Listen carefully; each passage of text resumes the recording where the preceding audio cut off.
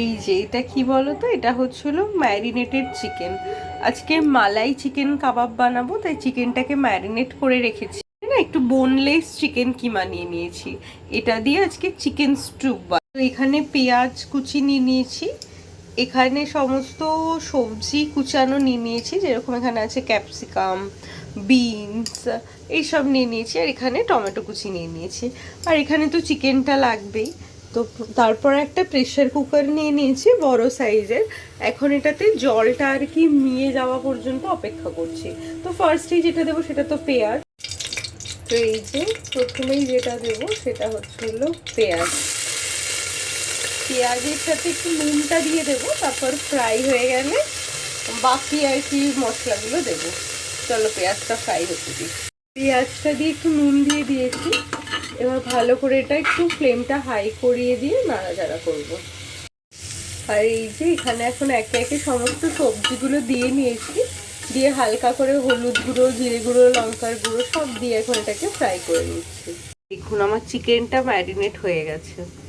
এটা যদি আপনারা ফুল রেসিপিটা জানতে চান তাহলে আমি বলবো যে মালাই চিকেন করতে গেলে কি কি মশলা দেবে।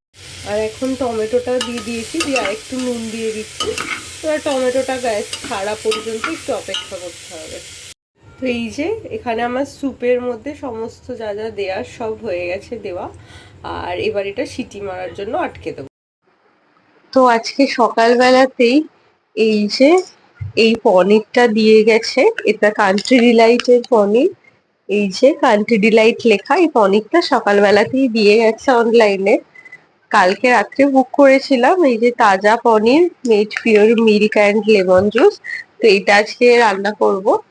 আর আজকে না কান্ট্রি ডিলাইটের এই ঘিটা আনিয়েছিলাম, জানি না কেমন খেতে হবে।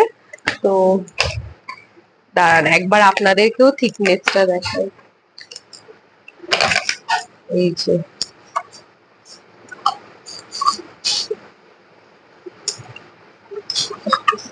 এই যে এটা হচ্ছিল কান্ট্রি ডিলাইটের ঘিটা। তো এখন একটা টেস্ট করব, করে দেখি কেমন খেতে না খেতে। তো চলুন আমি একটা বাটি নিয়ে চলে এসেছি। এবার এই কান্ট্রি ডিলাইটের যে ঘি দিকে এই যে এই দইটা আছে, এই দইটা একবার টেস্ট করব বলে। এই যে থিকনেসটা তো ভালোই বেশ। এটা আগে খুলে নি, র্যাপারটা খুলে নিলে দোকানের মতোই, কিন্তু দেখা যাক খেয়ে কেমন হবে। আউচ, বাট প্যাকেজিংটা খুব সুন্দর। বাহ, ভালো। এই যে এখানে আমি পনিরটা কেটে নিয়েছি, এটা কান্ট্রি।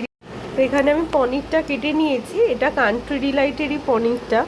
আর এটা না একটু ওই নুন আর জলের মধ্যে ভিজিয়ে রাখবো, তাহলে একটু গরম হয়ে যাবে, মানে নরম হয়ে যাবে আর কি।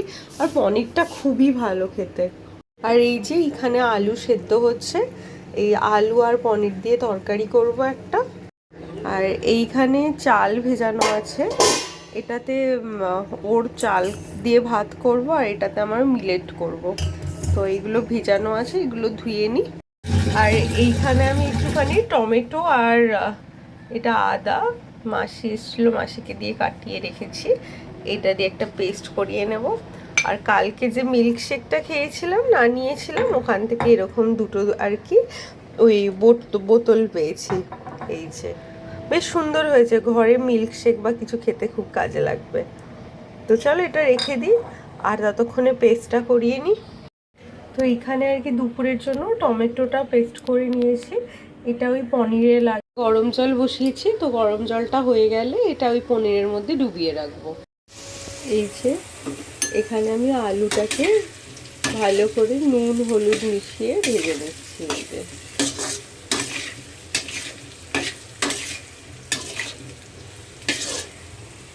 নুন হলুদ দিয়ে আলুটাকে আগে ভেজে দিই।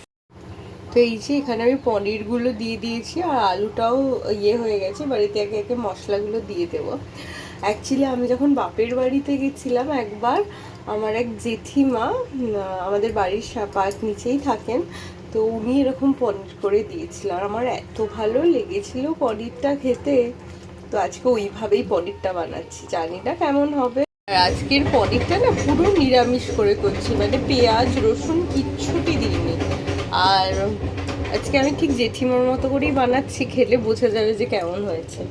আর এইদিকে তো মিলেট হচ্ছে রেডি।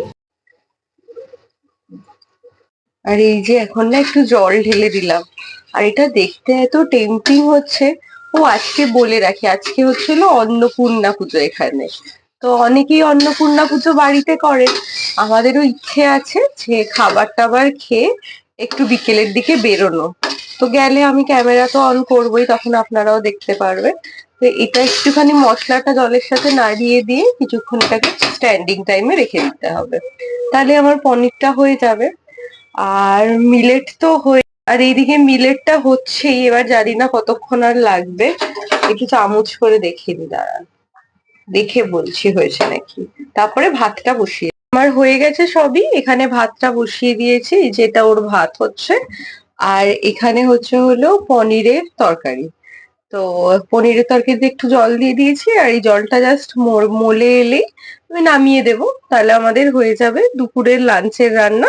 এবার একদম দুপুরের লাঞ্চের সময় যা গরম পড়েছে তার মধ্যে রান্নাঘরে থাকাও দুষ্কর। এখন ঘড়িতে 2:30 মতো বাজে, যেহেতু শনিবার আছে দুজনেরই ছুটির দিন, তাই কিছু তো রান্না করে নিচ্ছি আর কি। আর এরপর রান্না করে স্নান করব, পুজো দেবে ও, তারপরে আমরা একটু বেরোতে পারি, জিমে যেতে পারি, তারপর যা যা হবে শেয়ার করব। তো এখনকার মতো গরমে টাটা। এটা হচ্ছিল আমার পনিরের ফাইনাল লুকটা। এখন লাঞ্চ করে নি, তারপর দেখা। তো আজকের ভিডিওটা দুপুরবেলাতে লাঞ্চ করে ঘুমিয়ে পড়েছিলাম। আর আজকের ভিডিওটা এখানেই শেষ করছি। ভালো লাগলে লাইক শেয়ার অ্যান্ড সাবস্ক্রাইব করে দেবেন। আজকে ভিডিওটা পোস্ট করতে দেরি হয়ে যাবে, এখন ভিডিওটা এডিটিংয়ে বসাবো, তারপর পোস্ট করবো। তো চলুন।